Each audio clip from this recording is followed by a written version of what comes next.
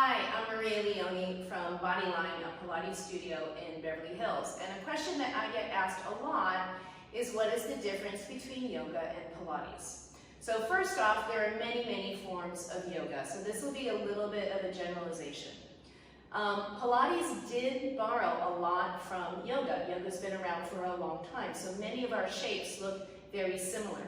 One major difference is, while Pilates is a mind-body discipline, it is not spiritual. You will never have a Pilates guru, although you can call me guru, but you will never have a Pilates guru. We make no attempt to make the practice spiritual. Another big difference is that most shapes that we do in Pilates, we're really trying to get you to move in a functional way. So what does that mean? We're trying to go into positions where your alignment and your posture is what you're going to need to do your everyday activities. Oftentimes in yoga, they're taking the shapes into things that are very big and taking your joints into ranges that aren't necessary for you to have in your daily activities. Another very obvious difference is this thing here, the apparatus. And in Pilates, we use the apparatus in different ways. Sometimes the apparatus is actually helping you do an exercise. So there are things in yoga that you will probably do a little bit better on the reformer. And then sometimes we're using the apparatus to make the exercise harder. So I'm going to show you what I mean. I'm going to go to a position that in yoga is very reminiscent of a downward dog.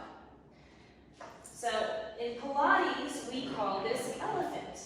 So number one, you can see here that I have the lift of the foot bar, so I'm not having to do this shape from the ground. So you can see how if I had a tight hamstring, this would automatically put me into a range of something that's a little bit more manageable. Then on top of that, we have some tension on the machine. So not only are we stretching the hamstrings right now, I'm now going to begin to move the machine out and in. So I'm adding some strength work to the hamstring while it is in that stretched position. So the addition of the apparatus here really makes a huge difference in that shape. I want to show you one more. So in yoga, this would be known as boat pose. In Pilates land, it's known as teaser, and it's one of the more popular exercises. So first I'm going to just show you the boat pose position. There are slight discrepancies or differences, but more or less in yoga, boat pose would be something right like so. Okay, position of the pelvis might vary a little bit. So with the apparatus, I now am going to add movement to that boat pose, and I'm going to have the machine help me if my tension is right, which it's not.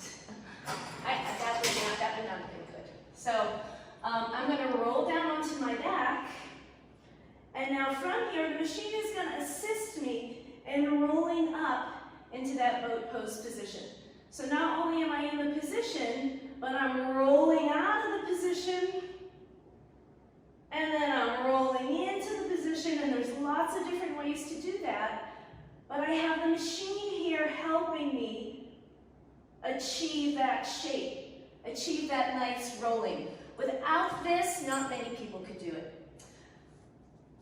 Then we can also use the machine as an extra challenge.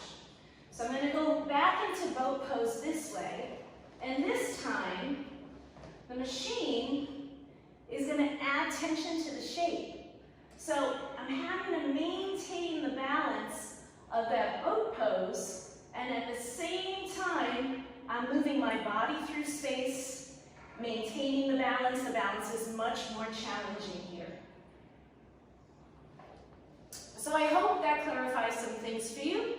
I study both practices, yoga and Pilates, and I find them to be really complementary. Of course, I'm biased towards the Pilates. I hope you found this informative. Thank you.